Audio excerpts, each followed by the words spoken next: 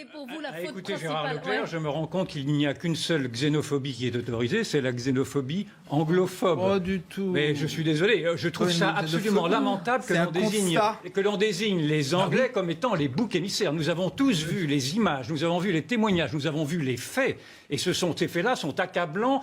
Pour d'abord l'autorité de l'État lui-même, je pense que c'est l'État lui-même qui est défaillant. Il donne des leçons à tout le monde. Mais d'ailleurs, c'est toujours comme ça. Quand quelqu'un est défaillant, il désigne des boucs émissaires. Donc là, ce sont les Anglais, ça va être la police, la fraude, la billetterie, ça va être la fachosphère. On entend maintenant également le président de la Seine-Saint-Denis dit que c'est la fachosphère qui ameute tout le monde, etc.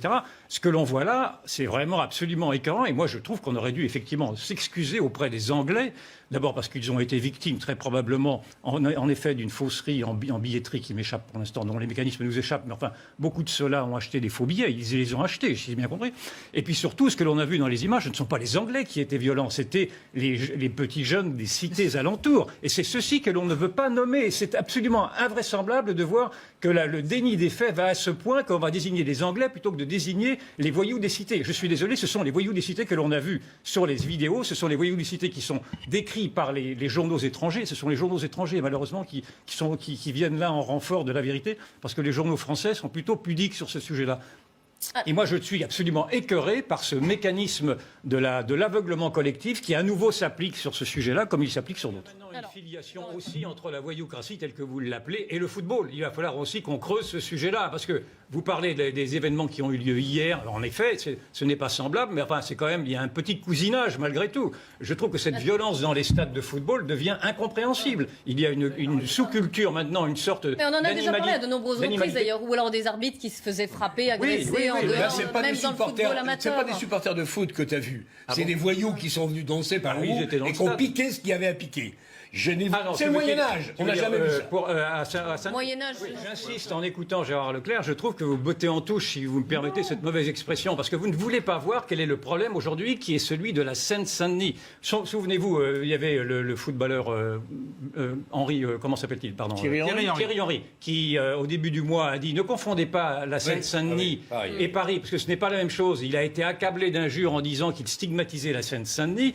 Le président de la République lui-même disait la Seine-Saint-Denis, c'est la Californie, la mer en moins. On voit bien qu'il y a des mensonges d'État sur ce qui se passe aujourd'hui en Seine-Saint-Denis, qui devient une contre-société, qui avec des gens qui ne se reconnaissent plus dans la vie commune, ni dans la République, ni dans quoi que ce soit, et qui commencent à semer un désordre monumental, au point même que la police était incapable de... On va continuer dans débat. Oui, mais je ne comprends pas l'entêtement de Gérald Darmanin à s'enfermer dans un mensonge d'État. C'est un mensonge d'État, ça ne correspond pas à la réalité des faits, cela ne correspond pas aux images, cela ne correspond pas aux témoignages, cela ne correspond pas aux faits eux-mêmes, puisqu'on vient de vous dire que la très grande majorité de ceux qui ont été arrêtés sont des jeunes des cités, en tout cas des jeunes qui ne sont pas ni espagnols ni anglais. Donc on peut supposer que ce sont des jeunes Français, et des jeunes Français qui ont peut-être sont passés illégalement à travers les grilles, si je puis dire, mais c'est surtout des jeunes qui ont volé et qui ont essayé d'exercer des violences sur les supporters anglais, précisément, ou espagnols.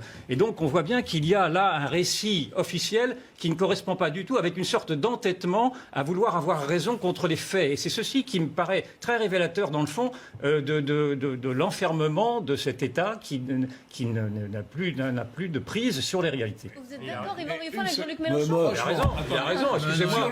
Il a raison, c'est un symbole que l'on voit. Ce que l'on voit, c'est le symbole de l'effondrement d'un État. Excusez-moi, en plus, c'est le symbole d'un effondrement d'un État dans sa propre autorité sur le département de la Seine-Saint-Denis. Je l'ai déjà dit. On n'avait pas besoin de ça, c'est vrai. Mais plus généralement, c'est le symbole d'un effondrement de l'État sur le système, parce que vous pouvez maintenant décliner à l'envi, sur le système hospitalier, sur le système de l'éducation nationale, sur le système de la sécurité publique. C'est un système d'effondrement total. Et le pire, c'est qu'il y avait, c'est anecdotique, mais il y avait également un direct de la télévision espagnole samedi devant la cathédrale de Notre-Dame, et le présentateur découvrait des rats qui lui filaient entre les J'en ai vu des rats, effectivement. Oui, je me baladais récemment. Tous les spectateurs espagnols qui hurlaient de voir des rats sur le parvis de Notre-Dame. Mais voilà, la France ça va échapper. Mais c'est un ensemble qui nous dit ce que nous sommes devenus. Excusez-moi, mais c'est un peu dramatique. En Angleterre, il y en a eu aussi. Nous avons des violences en Allemagne, à Berlin, il y en a eu. Vous avez des violences quotidiennes dans toutes les cités de France aujourd'hui. Enfin, sauf si vous ne voulez pas les voir, naturellement, parce que là, vous pouvez dormir sur vos deux oreilles. Mais sinon, c'est une violence qui devient intrinsèque, c'est une violence systémique, bien entendu. Je pense qu'on va s'interroger sur, plutôt que de regarder le doigt, si je puis dire, qui désigne la Seine-Saint-Denis, regardons la Seine-Saint-Denis, si vous permettez. Parce que, en effet, ce que dit Zemmour peut être entendu. C'est-à-dire qu'en effet, en Seine-Saint-Denis, il y a eu un basculement démographique, un basculement civilisationnel. C'est-à-dire que la Seine-Saint-Denis, aujourd'hui, est devenue majoritairement un département musulman, que vous le vouliez ou non. Et donc, cela compte dans la manière dont ces gens-là vivent. Non seulement cela compte, mais vous vous rendez compte qu'aujourd'hui, dans cette Seine-Saint-Denis, qui auparavant, sur laquelle avait hébergé beaucoup de Bretons notamment, tous ces gens, tous ces Européens sont partis, quittent la Seine-Saint-Denis parce qu'ils ne se retrouvent plus dans leurs habitudes culturelles. Donc, on a le droit de dire que la Seine-Saint-Denis est en train de changer. Alors peut-être n'est-elle pas encore totalement une autre France.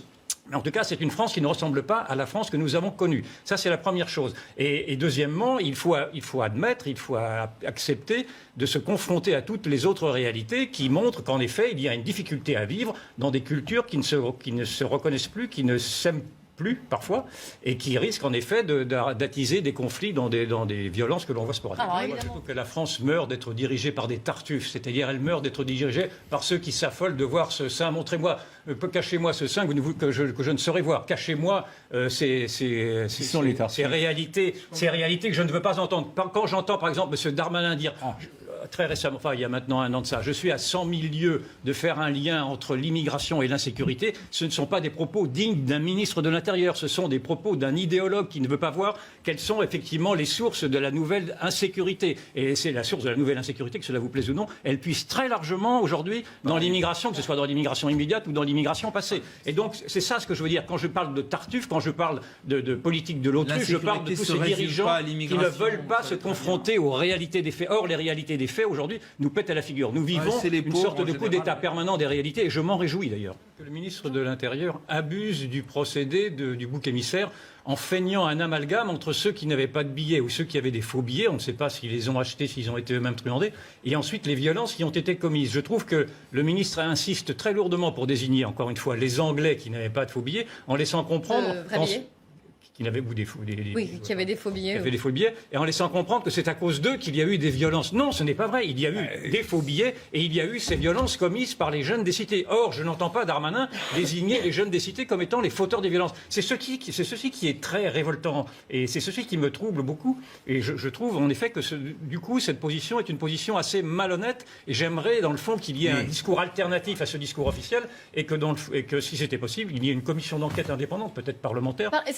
Vous savez qu'il y a un sénateur LR, Michel Savin, qui veut... Mais il a raison.